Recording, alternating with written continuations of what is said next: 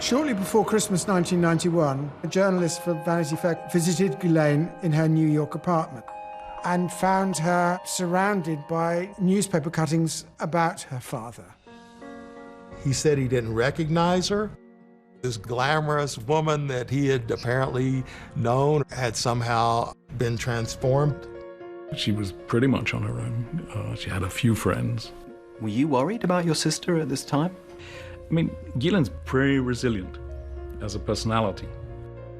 She said, rather presciently as it turned out, "You haven't heard the last of the Maxwells." So it's about a year after her father's death when a tabloid reporter and photographer apparently spotted her.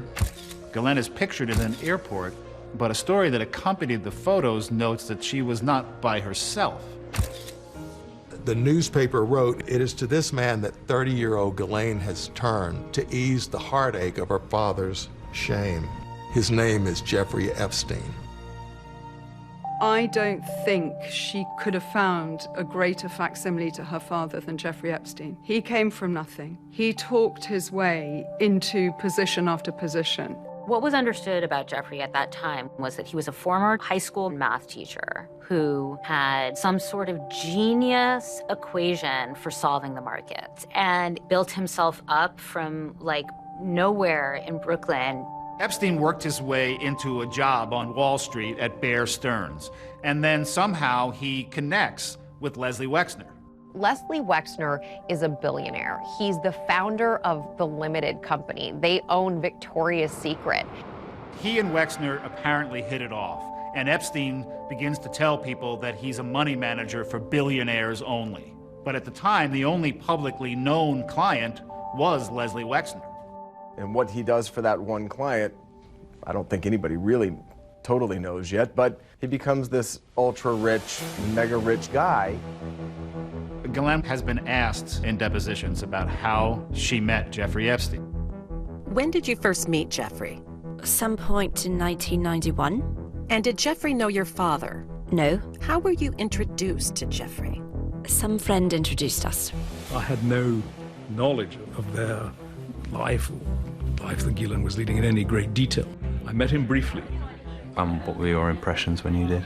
You can meet some people you really feel, this is a great guy to have a drink with. I never had that impression, but he was clearly an intelligent man, and he had a charisma. I actually saw them together for the first time in Palm Beach. You know, I was surprised. She spoke the Queen's English, and Jeffrey was quite the opposite. He's from Brooklyn. He speaks Brooklyn. And the question is, what drew them together? The theories are his money, her Rolodex. Ghislaine brought a lot to the table as far as contacts. This is Jeffrey Epstein at a party in the Upper West Side, 1995. On the other end of the room was Ghislaine with Prince Dmitri of Yugoslavia. My father was an extraordinarily well-connected man, so she had grown up in that world and was able to move in it very freely. NBC unearthed this video from 1992, and it's taken at Mar-a-Lago. And in the foreground, you see Donald Trump and Jeffrey Epstein. And in the background, there's Ghislaine Maxwell.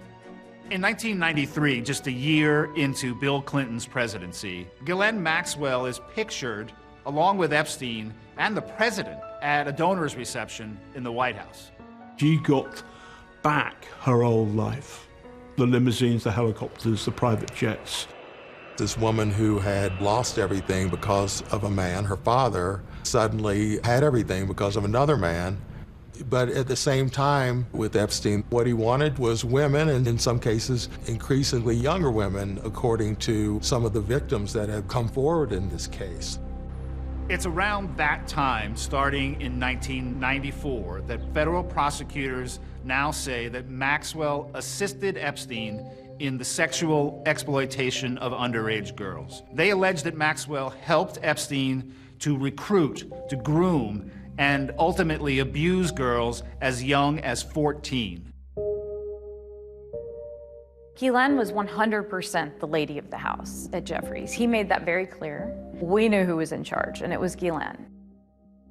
Maria Farmer was a 25-year-old artist working as a receptionist at Jeffrey Epstein's New York townhouse, which is where she says she got to know Ghislaine Maxwell.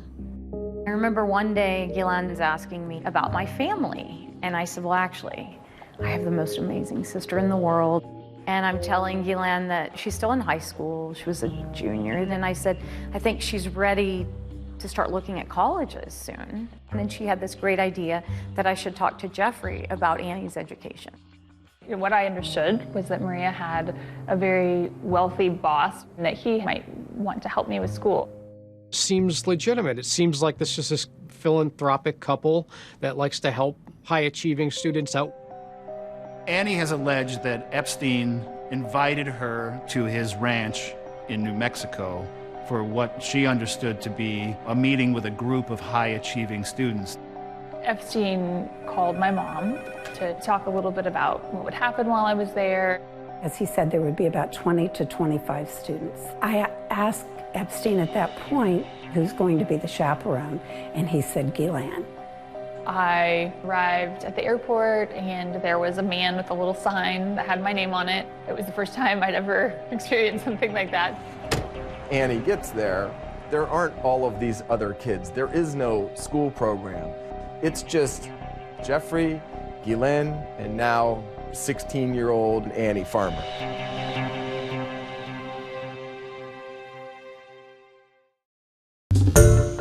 Hi everyone, George Stephanopoulos here. Thanks for checking out the ABC News YouTube channel. If you'd like to get more videos, show highlights, and watch live event coverage, click on the right over here to subscribe to our channel, and don't forget to download the ABC News app for breaking news alerts. Thanks for watching.